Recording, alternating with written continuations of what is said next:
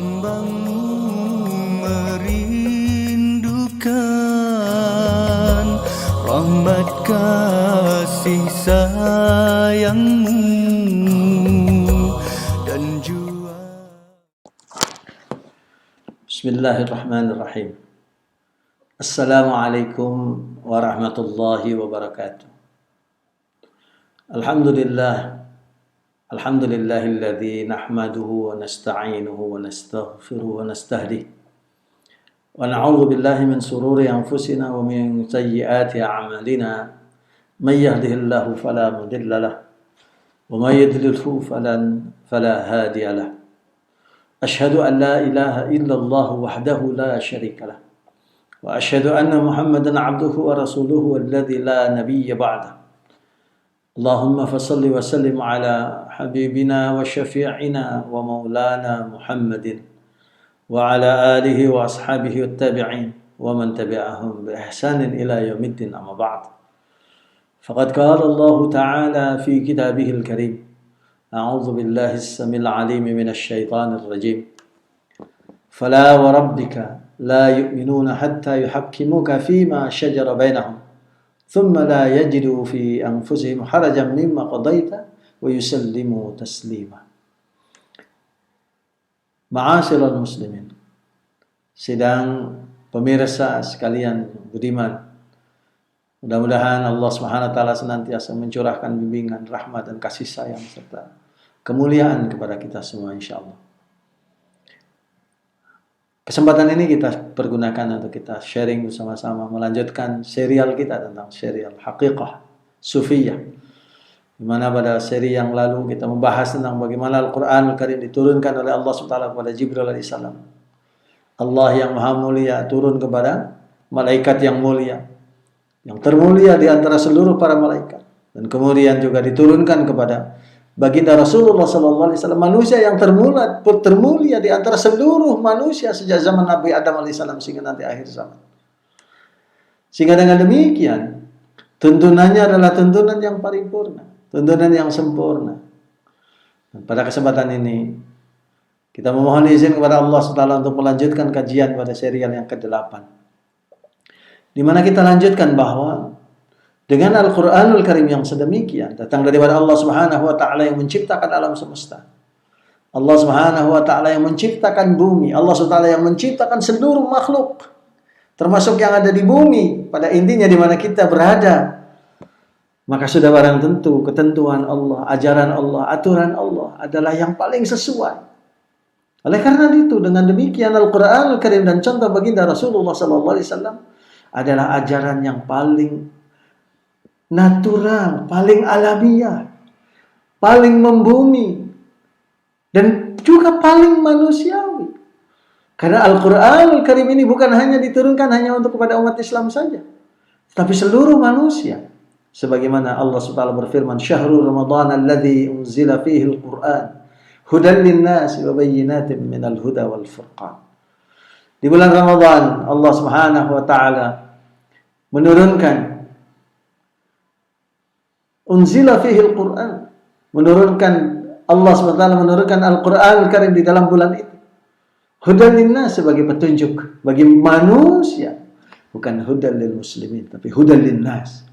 Wa bayyinatin minal huda wal furqan, dan juga merupakan penjelasan daripada petunjuk itu sekaligus juga menjadi pembeda antara kitab Al-Quran dengan kitab-kitab yang lain.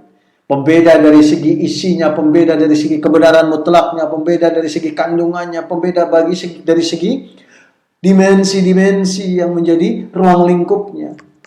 Maka dengan demikian orang yang mengambil Al-Quran Al-Karim juga berbeda dari cara berfikirnya, berbeda dari cara bertindaknya, berbeda dari cara bersikapnya, berbeda dari cara bagaimana dia menyelesaikan persoalan-persoalannya. Sehingga dengan demikian ya khotibullah rahmatullah, tuan-tuan, puan-puan, bapak, ibu, adik sekalian pemirsa yang budiman, yang diberkahi dan juga dirahmati oleh Allah Subhanahu. Sudah barang tentu maka Al-Quran Al-Karim adalah tuntunan yang paling tepat, bukan hanya untuk hari ini, tetapi juga paling tepat untuk masa depan. Karena Al-Quran Al-Karim adalah diturunkan kepada baginda Rasulullah SAW yang merupakan penutup Nabi di mana sejak diutusnya baginda sampai kewafatannya sampai kepada hari kiamat tidak ada perubahan-perubahan apapun.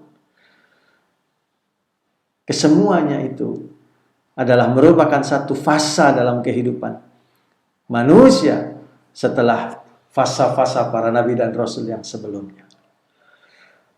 Ma'asyiral muslimin, Allah Subhanahu wa taala telah menjelaskan kepada kita bahwa ketika kita mengambil Al-Qur'an Al-Karim sebagai tuntunan, dan kemudian di dalam Al-Qur'an itu bisa Allah SWT juga mengajarkan tentang ajaran-ajaran agamanya, maka ketika ada orang yang mengambil selain agama Allah Subhanahu wa taala yang bersumber dari Al-Qur'an maupun juga contoh-contoh baginda Rasulullah SAW itu, maka mereka adalah orang-orang yang tidak akan bersama dengan gerakan-gerakan orbit dan segala macam yang ada di bumi dan persekitarannya serta sampai kepada alam semesta itu.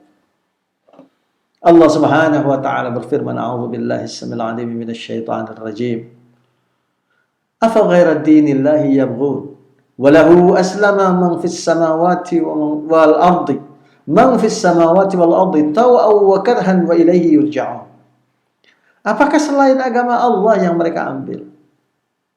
Padahal tunduk dan patuh Islam kepada Allah Subhanahu wa taala, sesiapa saja yang ada di langit dan sesiapa saja yang ada di bumi ini, tau'an wa karhan, baik secara sukarela ataupun terpaksa. Wa ilaihi yurja'un, dan kepada Allah Subhanahu wa taala lah kemudian mereka dikembalikan. Ma'asyiral muslimin, ayat ini memberikan pengertian kepada kita dengan begitu jelas bahwa ketika kita melaksanakan ajaran Allah Taala, ketika kita menjadi seorang muslim, ketika kita kemudian tunduk dan patuh kepada Allah, mengikuti ajaran yang dibimbing dan dituntun oleh baginda Rasulullah SAW, kita adalah makhluk yang bersama dengan seluruh alam. Orbit kita, gerak kita, frekuensi kita, segala macam yang ada di dalam tubuh badan kita dan persekitarannya adalah sesuatu satu yang harmoni. Sebagaimana digambarkan dalam penciptaan langit oleh Allah SWT maupun penciptaan bumi. Seperti Allah SWT firmankan di dalam surah Ali Imran 190-191. Inna fi khalqis samawati wal ardi wa ikhtilafil laili wan nahari la ayatin li ulil albab. Alladzina yadhkuruna Allaha qiyaman wa qu'udan wa 'ala junubihim wa yatafakkaruna fi khalqis samawati wal ardi. Rabbana ma khalaqta hadza batila subhanaka faqina 'adzaban nar. Sesungguhnya di dalam penciptaan langit dan bumi dan bergulirnya malam dan siang terdapat tanda-tanda bagi orang-orang yang memiliki akal fikiran, yaitu mereka yang senantiasa mengingati Allah SWT ketika berdiri, duduk dan berbaring. Kemudian mereka memikirkan ciptaan-ciptaan Allah Subhanahu wa taala, apa-apa yang ada di langit dan apa-apa yang ada di bumi. Rabbana, kemudian mereka berkata, wahai Tuhan kami, ma khalaqta hadza batila, tidaklah engkau ciptakan semuanya ini dengan sia-sia, tetapi senantiasa dengan maksud yang agung, maksud yang unggul, maksud yang luar biasa. Jadi, ma'asyiral muslimin, para pemirsa sekalian, Allah Subhanahu wa taala memberikan pengertian kepada kita yang sedemikian ini adalah di dalam rangka untuk mengingatkan kita bahwa kita ini adalah